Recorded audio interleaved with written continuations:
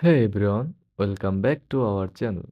Want to create and sell Notion templates efficiently? Follow these simple steps to design and market your template successfully. First of all, log into Notion and create a new page.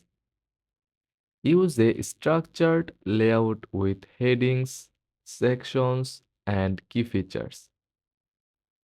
Now use databases, checklists, calendars, and to-do lists to make your template functional and valuable for buyers. Make sure everything is working properly. Adjust colors, formatting, and usability to enhance the user experience. Click Share, enable public access, and copy the link. If selling, redirect buyers to Gumroad, Etsy, or a personal website. Market your template on platforms like Twitter, Instagram, and TikTok.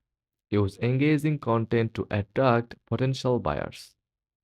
Selling Notion templates is simple. Design, test, share, and promote your template to start generating revenue.